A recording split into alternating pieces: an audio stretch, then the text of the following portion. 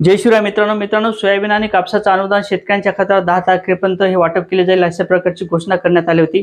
कृषी मंत्री धनंजय मुंडे यांच्या माध्यमातून एक माहिती देण्यात आली होती। त्यानंतर शेतकऱ्यांच्या खात्यावर 2 हेक्टर ऐवजी 4 हेक्टरचं अनुदान वाटप केले जाईल अशा प्रकारची सूचना देण्यात आल्या होत्या। परंतु शेतकऱ्यांच्या खात्यावर 10 तारखेला सुद्धा पैसे जमा करण्यात आलेले नाहीत, 11 तारखेला सुद्धा जमा करण्यात आलेले नाहीत, तर 12 तारखेला सुद्धा शेतकऱ्यांच्या खात्यावर पैसे जमा झाले नाहीत। मित्रांनो, एकंदरीत पैसे कधी जमा केले जाणार आहेत, पहिल्या टप्प्यात कोणते शेतकरी पात्र केले जाणार आहेत, दुसऱ्या टप्प्यात कोणते शेतकरी पात्र केले जाणार आहे, एकंदरीत हे पैशाचं वाटप कधीपासून केलं जाणार आहे, कोणत्या तारखेला हे पैसे जमा केले जातील या संदर्भात आपण सविस्तर अशी माहिती घेण्याचा प्रयत्न करणार आहोत। मित्रांनो, मी गणेश ठाकरे कृषी सातबारा या YouTube चॅनलवरती आपलं स्वागत आहे। मित्रांनो, असेच नवीन अपडेट घेण्याकरता आपल्या चॅनलची सभासद मिळवण्याकरता नक्कीच चेक चॅनलला जॉइन व्हा, जेणेकरून आपल्याला नवीन अपडेट हे मिळत राहतील। तर मित्रांनो, चला सुरू करूया आजचा आपला व्हिडिओ। शेतकरी मित्रांनो, एकंदरीत राज्याचे कृषी मंत्री धनंजय मुंडे यांच्या माध्यमातून एक महत्त्वपूर्ण JR काढण्यात आला होता। JRच्या माध्यमातून सांगण्यात आलं होतं की शेतकऱ्यांना प्रति हेक्टर 5,000 रुपयाचं अनुदान हे दिले जाईल। यामध्ये 2 हेक्टरचं अनुदान दिलं जाईल। कापूस असेल, सोयाबीन असेल, या 2 हेक्टरच्या अनुदानाची शेतकऱ्यांच्या खात्यावर अनुदान 10 तारखेपर्यंत हे जमा केलं जाईल। मित्रांनो, त्यानंतर एक नवीन JR काढण्यात आला। शेतकऱ्यांच्या खात्यात 2 हेक्टरच्या ऐवजी 4 हेक्टरचं अनुदान हे वाटप केले जाईल। सोयाबीन आणि कापूस या शेतकऱ्यांच्या खात्यावर अनुदानाची रक्कम ही 10 तारखेपर्यंत वाटप केली जाईल। अशा प्रकारच्या सूचना देऊन सुद्धा शेतकऱ्यांच्या खात्यावर 1ही रुपया जमा करण्यात आला नाही।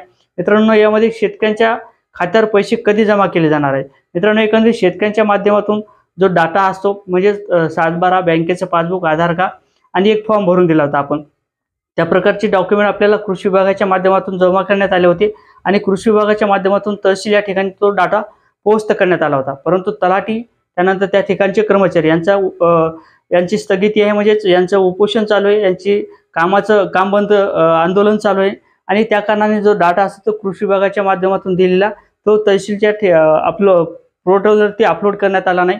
या कारणाने शेतकऱ्यांच्या खात्यावर हे पैसे जमा करण्यात आले नाही।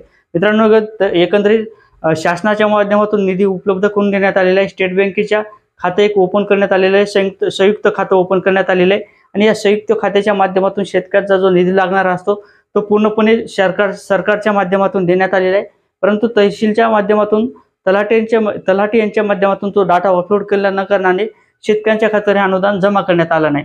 मित्रांनो, त्यानंतर बरेच शेतकऱ्यांचे प्रश्न आहेत। मित्रांनो, एकंदरीत सामायिक क्षेत्र धारक जे शेतकरी होते अशा शेतकऱ्यांच्या माध्यमातून सुद्धा डॉक्युमेंट भरून देण्यात आले होते, परंतु या शेतकऱ्यांच्या माध्यमातून 100 रुपयाचा स्टॅम्प म्हणजे बाउंड देण्यात आला नव्हता। या कारणाने सुद्धा शेतकरी जे वंचित होते, या कारणाने ते डाटा जो असतो तो अपलोड करण्यात आला नाही। मित्रांनो, सामायिक क्षेत्रधारक शेतकरी आहेत, या शेतकऱ्यांच्या खात्यावर दुसऱ्या टप्प्यात वाटप केलं जाणार आहे।